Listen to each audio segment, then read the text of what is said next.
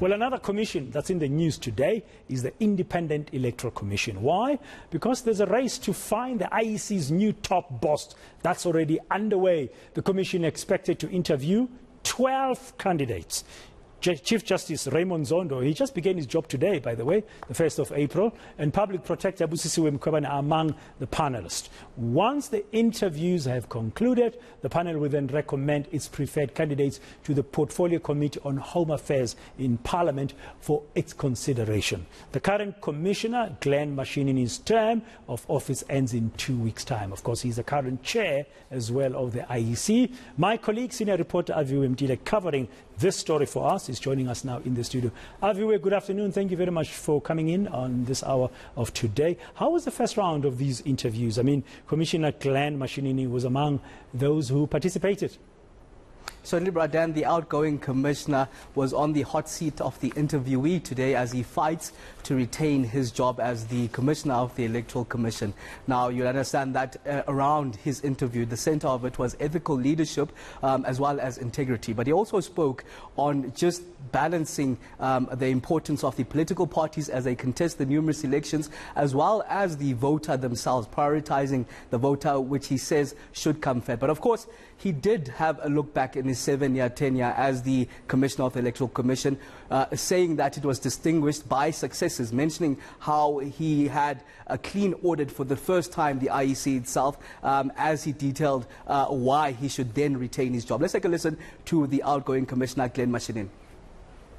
Preparation, the issue was put this way, was what characterized this period, and it needs to be measured against what we found. The 7 years was characterized, among other achievements, it was characterized by distinguished success, which included in its embedded in improving governance ethics in the institution. And this is no longer debatable. As we speak, the Electoral Commission has, for the first time after many years, delivered its activities and achieved the Auditor General clean audit. I say that because in the background we came from, that was very elusive, and we had to work very hard. And in that process, we then strengthened the governance. That's Glen Mashinini there. Now, Aviwe, of course, you've got 11 other candidates who are gunning as well for the top boss of the IEC, including some of Mashinini's co-workers.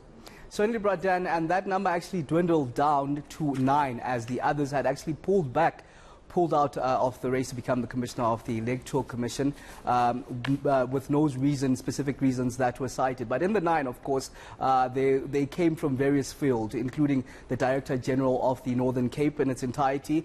We had, of course, Dr. Mbata, who's an analyst, regular analyst, speaking of the need for the 4IR and digital inclusion in the voter roll in its entirety. But of course, one of them was from the IEC, Advocate Geraldine Chaplow, who spoke of his extensive work in the IEC dating back from 2007 and why all of that will be a major factor in choosing her as the Commissioner of the Electoral Commission. Let's take a listen to that.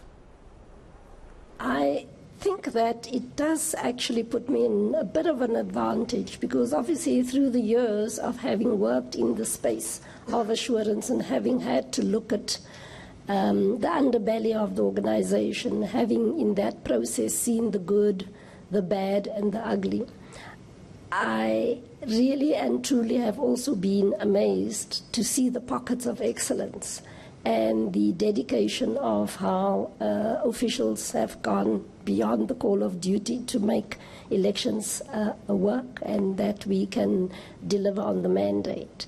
Why that suits me to become a commissioner, in essence, is really because I have seen areas for enhancement, areas of looking at efficiencies, areas of sharpening in the way that the processes can be done that will need most probably finding a meeting of minds with fellow commissioners on ways that we can move forward.